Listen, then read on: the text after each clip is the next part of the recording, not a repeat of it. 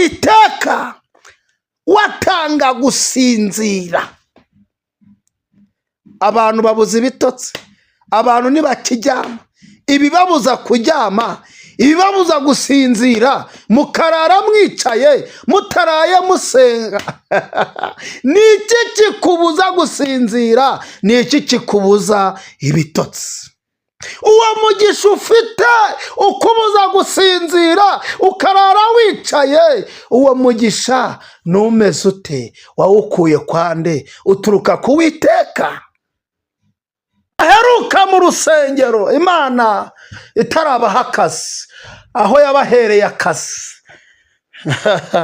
Jya nkunda abadivaniste b'umunsi wa karindwi nubwo atariho nsengera, bagira kondisheni ivuga ngo ndagukorera akazi, ariko ku munsi w'isabato si ngomba kuza mu kazi kawe. Niba bitari ibyo stop. Ariko barokora b'iwacu bo baheruka mu rusengero, baheruka kwitabira gahunda z'itorero, Imana itarabaha akazi, aho yakabahereye. Rero Imana bagarukeho, Imana batabari. Ibintu byose twita ibisubizo si uko ari ibisubizo biturutse ku Mana. Ibisubizo biturekesheje Imana, ibisubizo biturutse kuri yo.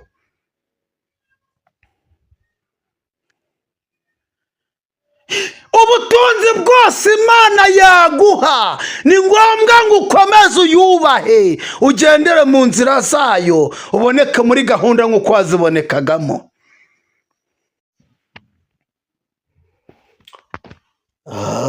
Umugisha utanga mwami wanjye niwongeraho umubabaro, abakumenye bafite amahirwe no ku munsi mubi bazakomera.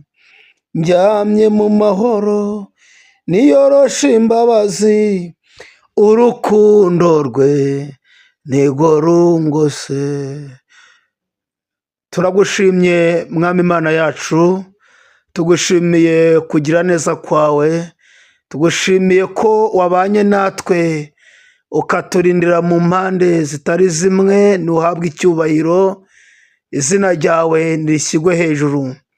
Turakwinginze kugira ngo ubane natwe muri aka kanya, udushyigikire imbaraga zawe, ubutware bwawe, ineza yawe, ubudahangarwa bwawe ari bwo bwururuka, ubwami bwawe buganze mu mitima yacu. Icyo ushaka n'icyo ushima aba ari cyo kiba. Imana ishimwe. Ijambo ryawe, Dawidi yaravuze ngo nabitse ijambo ryawe mu mutima wanjye kugira ngo nagucumuraho. Natwe ijambo ryawe uduhe kurisavinga mu mitima yacu kugira ngo rijye riturinda kugucumuraho, rijye ritubera imbuzi yo kutuburira.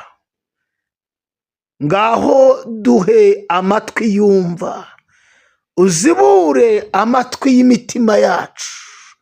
Imana ishimwe. Urakoze kubyumvishe, bisabye Imana mu izina rya Yesu, amen. Imana ishimwe, Imana ishyigwe hejuru, kandi Imana ihabwe icyubahiro. Tugiye kurebera hamwe inyigisho ivuga ngo umugisha w'Imana n'umugisha wa Satani aho bitandukaniye. Ese mwari muzi ko ari ibintu bibiri bitandukanye?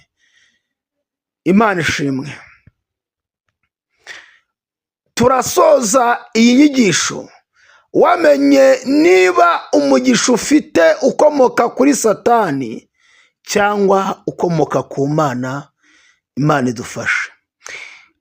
Iyi ngingo irakomeye kandi isaba ubushishozi, kuko akenshi usanga abantu bitiranya ibyiza byose babonye cyangwa bakabyitiranya n'umugisha uturuka ku Mana.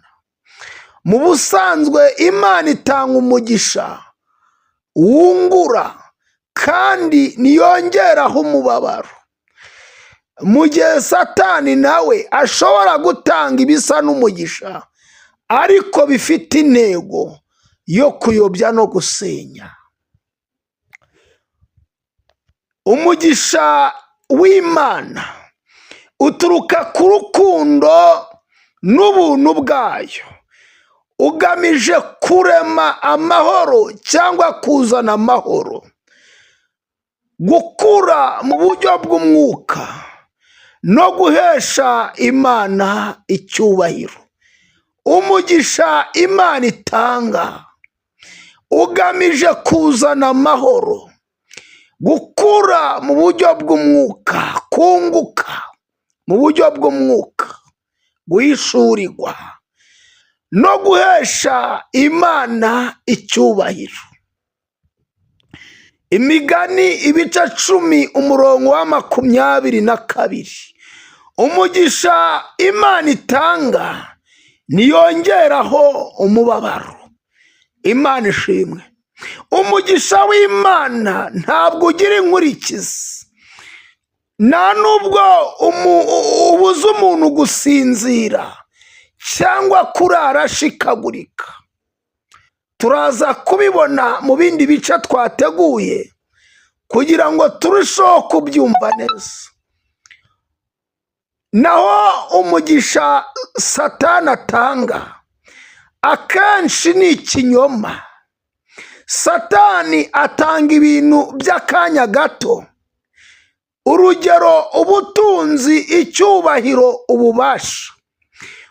Ibyo ngibyo abitanga kugira ngo akure umuntu ku Mana cyangwa amuvutse ubugingo. Matayo ibice 4 umurongo wa 8 n'9. Satani abwira Yesu ko yagabanye ubwami bwo mu isi, niyemera kumuramya arabumuha. Ikibyo bishaka kuvuga hano, urabona ko Satani asaba ikiguzi cyo kugira ngo bamuramye. Satani ashobora kukwemerera ubutunzi, icyubahiro, ububasha, ukubahwa muri iyi si, ariko nawe akagira ibyo akwaka. Imana ishimwe. Umugisha w'Imana akenshi uza binyuze mu kumvira no mu kwizera. Ntushobora kugura amafaranga, ahubwo ni impano Imana iha abayikunda. Umugisha Imana itanga binyura mu kumvira no mu kwizera. Ntushobora kugura amafaranga, ahubwo ni impano y'Imana ku bayikunda, ku bayumvira, ku bayizera. Imana ishimwe. Umugisha Satani atanga ukunze gusaba kuranga ku mahame y'Imana. Ashobora kuguha amafaranga binyuze mu buriganya, mu bwicanyi, cyangwa mu kureka kwizera kwawe. Ni umugisha ufite ikiguzi cy'ubugingo. Ni ukuvuga ngo Satani aguha umugisha ariko ukagira ibyo wigomwa kugira ngo wakire ibyo ngibyo ushaka cyangwa urarikiye. Twabisize mu mbonerahamwe uko bigenda birutana cyangwa bisumbana cyangwa ikinyuranyo kirimo. Icya mbere, umugisha w'Imana. Umugisha w'Imana, amahoro. Uzana amahoro yo mu mutima n'ibyiringiro. Umugisha w'Imana uzana amahoro yo mu mutima n'ibyiringiro. Iyo Imana iguhaye inzu uraryama ukizigura ugasinzira. Haleluya. Ariko umugisha wa Satani uzana guhagarika umutima, ubwoba n'imivumo mu muryango. Wo ni umugisha wa Satani. Igihe umara umugisha w'Imana nuwo kwizigira kandi uhoraho no mu bihe bikomeye. Umugisha wa Satani nuw'igihe gito cyane, ushobora gushira mu kanya nk'ako guhumbya. Numenye uko bigenza bigira garanti. Kubera iki? Ibya Satani ni iby'igihe gito, bishira mu kanya gato. Numenye uko bigenza. Iherezo umugisha w'Imana ukugeza mu bugingo buhoraho, ariko umugisha wa Satani ukugeza mu rupfu rw'iteka. Genzura neza umugisha utunze ufite, urebe ko wavuye ku Mana cyangwa kuri Satani. Zaburi ya 37 umurongo wa 16 haragira ngo ibike umukiranutsi afite biruta ubutunzi bwinshi bw'abanyabyaha benshi. Imana ishimwe. Haleluya. Imana ishimwe. Ibi bishatse kuvuga ko icyo Imana iguhaye cyaba gito cyangwa kinini kirimo umudendezo n'umutekano kuruta ibya Satani bishashagirana ariko birimo umuvumo. Haleluya. Ibi bishatse kuvuga ko icyo Imana iguhaye cyaba gito cyangwa kinini kirimo umudendezo n'umutekano kuruta ibya Satani bishashagirana ariko birimo umuvumo. Haleluya. Umugisha w'Imana ntabwo ari ubutunzi gusa. Haleluya. Jambo ry'Imana mu butumwa bwiza ko bwanditswe na Yohana 14 umurongo wa 27 haravuga ngo mbasigiye amahoro, amahoro yanjye ndayabahaye, simbahaye nk'uko ab'isi batanga. Imana, umugisha w'Imana utandukanye n'umugisha Satani atanga. Imana ijya ibasha no gutanga amahoro yo mu mutima, umuntu akagenda anezerewe, umuntu akagenda ntacyo yikanga. Ariko ibyo Satani atanga bikwambura amahoro yo mu mutima, tukabona uri umukire utunze, ufite ibigega bya peteroli, ufite amamodoka menshi, abantu bigwa bagukomera amashyi, ariko byarakwatse amahoro yo mu mutima. Imana ishimwe. Ushobora kubura urubyaro n'uwubaha Imana akarubura, ariko akagira amahoro yo mu mutima. Ariko wowe warubura ukabura amahoro yo mu mutima. Kubera iki? Muratandukanye. Afite mu mutima icyo Yesu yamuhaye. Bible says ngo simbahaye nk'uko ab'isi batanga, njyewe mbahaye amahoro yo mu mutima. Isi iri gushaka amahoro y'umubiri, iri gukora ibitwaro kirimbuzi. Igihugu gifite ibitwaro kirimbuzi kiba cyubashywe, cyizera ko nta kindi gihugu cyagitera.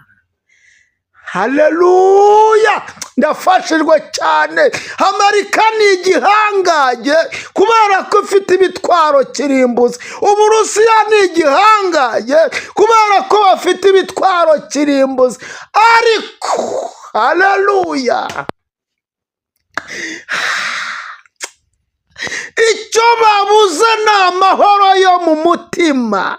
Nibaryama nibasinzira barara bashakashaka icyabahesha amahoro, ubwirinzi bw'umubiri, ariko amahoro Yesu atanga ntagira akagero ntarondoreka.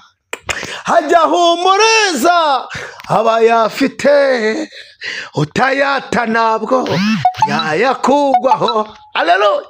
Iringira Imana uyiringira ntabura amahoro meza da. Imana ishimwe. Haleluya. None kugira ngo ushobora gutandukanya inkomoko y'ibintu biza mu buzima bwawe, haba ubutunzi, amahirwe cyangwa ibyishimo, Bibiliya itanga amahame afasha mu gushungura imyuka.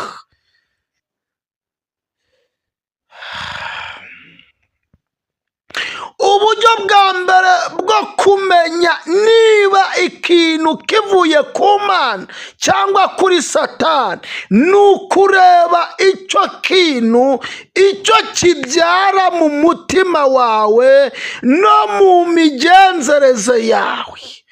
Matayo 7 umurongo wa 17 n'uwa 18 hari icyo habivugaho. Imana ishimwe.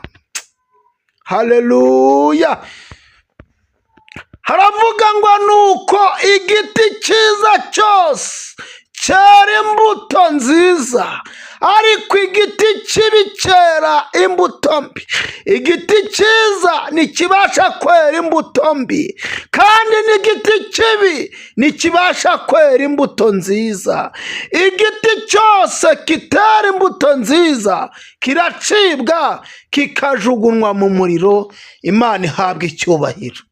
Haleluya. Ese uyu mugisha uri mu busambanyi n'ubwibone cyangwa gusuzugura abandi, niba urimo kubyara imbuto mbi mu miterere yawe, karagita, inkomoko yawe, si uw'Imana. Uvuga ko ufite umugisha w'Imana, uvuga ko wahiriwe n'Imana, ariko ubigerekaho ingeso mbi, ubusambanyi, ubwibone, gusuzugura abantu. Dufite abantu basuzugura abandi rero.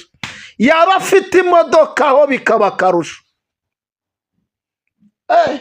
ku buryo aguhitaho imvura iri kugwa kugira ngo akwemeze amanura akarahuri gakeya akongera agafunga,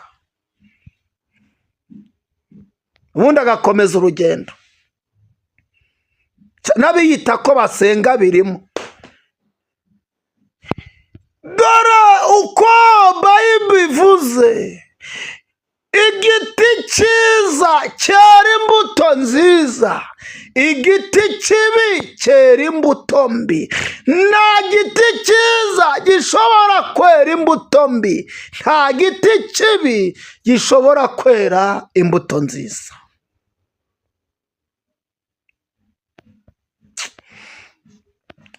Imana ntabwo ari Imana y'imivurungano, ahubwo ni Imana y'amahoro. Satani akunze gutanga ibintu ariko bigasiga umuntu afite umuhangayiko mu mutima, bigasiga nta mahoro afite, bigasiga byamwatsa amahoro. Ariko umuntu w'Imana niyo yatunga u Rwanda rwose rukaba ari urwe. Hari umuntu w'Imana araryama akizigura, agasinzira, akiyorosa, nta mutima agira uhagaze. Haleluya. Imana ishimwe. ndafashijwe. Rwandiko rwa mbere Pawulo yandikiye Abakorino 14 umurongo wa 33. Rwandiko rwa mbere Pawulo yandikiye Abakorino, ibice 14 murongo wa 33.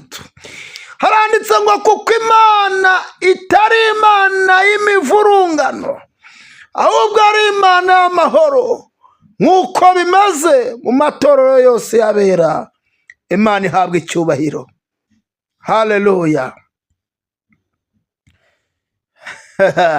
Kuko Imana itari Imana y'imivurungano, ahubwo ari Imana y'amahoro, nk'uko bimeze mu matorero yose y'abera.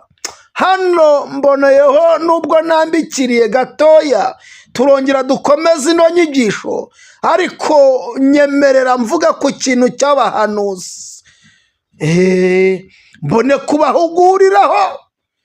Ubu hadutse umwuka mu nsengero. Iyo abahanuzi bababujije guhanura mu rusengero, baravuga ngo babujije Imana kuvuga, ngo bari kuzinya umwuka w'Imana. Ibi bintu Pawulo yabyandikiye Abakorino, arababwira ngo umwuka cyangwa imyuka y'abahanuzi igengwa na nyiraho, igengwa na ba nyiraho. Agera ko ijambo rikomeye ngo kuko Imana itari Imana y'imivurungano. Ariko ibaze kuba umuntu ari kubwiriza, wowe ugahaguruka ugahanura. Urumva imivurungano?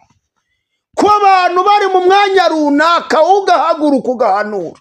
Ntabwo Imana ari Imana y'imivurungano, ni Imana y'amahoro. Niba ugira imivurungano uri umuhanuzi, ugashaka gukora mu gihe kitari icyawe, menya ngo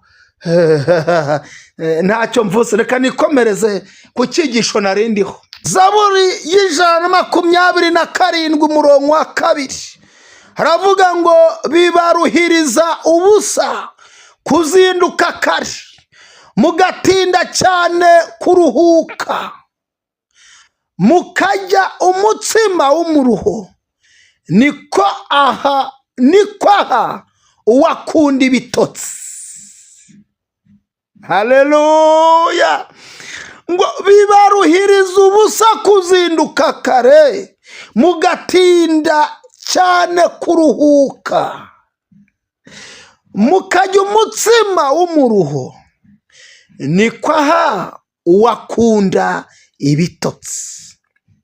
Mu mugisha Imana itanga harimo no gusinzira, ukizigura ugasinzirana amahoro, nta mutima uhagaze ufite. Ariko ngo Imana yaguhaye umugisha karara ushikagurika. Genzura neza igituma ushikagurika. Nta Mana irimo. Niko kuri. Nta Mana irimo. Nta Mana irimo. Niba uwo mugisha ugusaba guhora wishisha, ukeneye kurinda, cyangwa ugutera kudasinzira, uwo mugisha si uw'Uwiteka. Dusome Yohana 7 umurongo wa 18. Aravuga ngo uvuga ibye ubwe aba yishakiye icyubahiro, ariko ushakira iyamutumye icyubahiro, uwo ni we w'ukuri. Gukiranirwa ni kuri muri we, Imana ihabwa icyubahiro. Haleluya. Ese uyu mugisha utuma wumva ushaka kuramya Imana no kuyishimira, cyangwa utuma wumva uri igitangaza wowe ubwawe ukibagirwa Imana?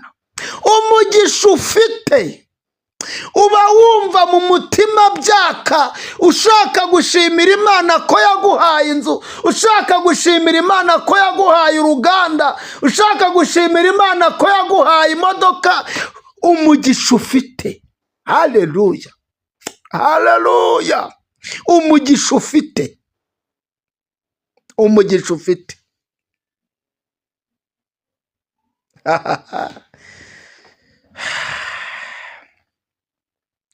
ubu rero dufite abantu bashubijwe, ariko ibisubizo bibaka amashimwe yo gushimira Imana, ku buryo umuntu uhagaze mu rusengero ari kuvuga ngo Imana yampaye inzu, abandi bumva ari kuvuga ubusa, kandi nabo byitwa ngo ni Imana yazibahaye. Ku buryo umuntu uhagaze ari kuvuga ngo Imana yampaye kategori, abandi bumva ari kuvuga ubusa. Kubera iki? Aba bandi bari kumva runaka ari kuvuga ubusa ari gushima Imana. Ndafashirwa rero, kubera ko yaguze kategori nta shimwe ry'Imana afite, kubera ko yabonye inzu mu buriganya nta shimwe ry'Imana afite, ariko utarayibonye mu buriganya afite ishimwe rimwuzuye. Arumva ashaka gushima Imana, arumva ashaka kuvuga ineza y'Imana. Haleluya. Ndafashijwe we, ndafashijwe. Imana ishimwe. Uyu muntu, aba bantu bicaye mu rusengero, reka mbivuge kuko bireze mu barokore.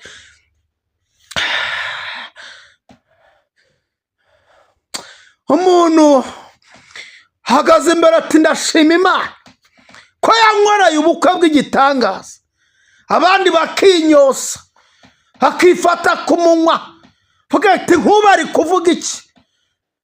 Harumva icyo ari igitangaza? Ni igitangaza kubera ko yabikorewe n'Imana, afite igitsikamutima kimutera kuvuga iryo shimwe ry'Imana yamukoreye ubukwe. Byanyuze mu mucyo, ariko wabyanyuze mu manyanga. Nta shimwe ry'Imana ufite, nta gitsikamutima ufite cyo gutuma ushima Imana. Imana iguha amashimwe. Imana yongera iguha amashimwe. Reka nkubwize ukuri, iyo umugisha ufite wavuye ku Mana, iyo uryamye wumva uyishima, iyo ugenda mu muhanda wumva uyishima, iyo ugenda mu modoka wumva wavuga imirimo y'Imana, iyo baguhaye akanya mu rusengero bumva wabwira ineza y'Imana. Impamvu ubu ngubu tugwije abarokore batagishaka ubuhamya, ni uko ibyo batunze 80% bituruka mu buriganya. Ariko ababibonye binyuze mu kuri, ari Imana ibibahaye, bishimira ubuhamya bwa bagenzi babo. Reka ndenge icyo kintu, ariko ongera usuzume. Imana ishimwe. Imana ishimwe. Imana ishimwe. Haleluya. Ndafashijwe pa. Satani ashobora kwihindura marayika w'umucyo. Rwandiko rwa 2 Pawulo yandikiye Abakorino, ibice 11 umurongo wa 14, bivuze ko ashobora kuguha ibintu bishashagirana, ariko ntabwo bishobora kunyuranya n'ijambo ry'Imana ryanditswe. Yosuwa 1 umurongo w'8 havuga ngo ikibage, mwareka tukahasoma. Haleluya. Barokore haleluya. Barokore haleluya. Haleluya. Haleluya. Haleluya. Ariko Mana we, uri mwiza, uri mwiza, uri mwiza Yesu. Yosuwa 1:8 haravuga ngo ibiri muri iki gitabo cy'amategeko ntukarorere kubihamya kwihamisha akanwa kawe, ahubwo ujye ubitekereza ku manywa na nijoro, kugira ngo ubone uko ukurikiza ibyanditswe byose, niho uzahigwa mu nzira zawe ukabashishwa byose. Ibiri muri iki gitabo cy'amategeko ntukarorere kubihamisha akanwa kawe. Haleluya. Ahubwo ujye utekereza ku manywa na nijoro, ubitekereza ku manywa na nijoro, kugira ngo ubone uko ukurikiza ibyanditswemo byose, niho uzahigwa mu nzira zawe ukabashishwa bingahe? Ukabashishwa bingahe? Ukabashishwa bingahe? Ukabashishwa bingahe? Byose. Imana ishimwe. Bishaka kuvuga iki? Niba uwo mugisha uje binyuze mu kintu Bibiliya itemera, nk'ubujura, uburiganya cyangwa kureka gusenga, uwo si umugisha, kabona niyo waba byaba ari amamiliyoni menshi. Kansubiramo kano kantu. Niba uwo mugisha uje binyuze mu bintu Bibiliya itemera, nk'uko tumaze kubisoma muri Yosuwa 1:8, nk'ubujura, uburiganya cyangwa kureka gusenga. Si ibintu mbivugaho Yesu we. Ndafashijwe.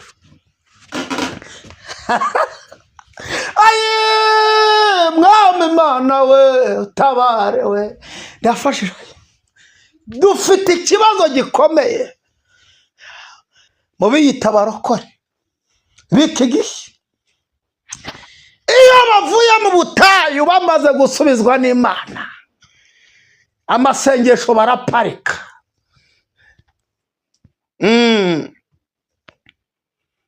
Ego gusa urabona gahunda zose itorero ripanga nazikurikiza, hanyuma se nakora urugo rwanjye ryari?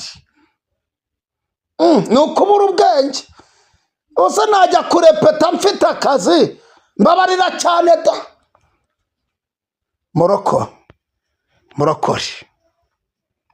Murokore we, uko Bibiliya ivuze.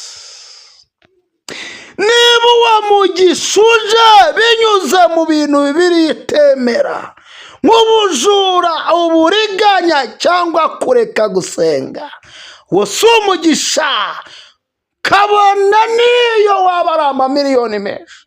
Ako kazi ufite kagutaye kureka gusenga, kakagutera kureka korari, kakagutera kuburira Imana umwanya, uwo si umugisha w'Imana. Na Satani ajya yihindura marayika w'umucyo nk'uko twabisomye. Dufite ibintu abantu bisa umugisha w'Imana, ariko Imana izanye Timasi, izanye ikigenzura yasanga, izanye akayunguruzo ikayungurura yasanga watari umugisha w'Imana. Haleluya. Dufite abantu Imana ishimwe. Haleluya.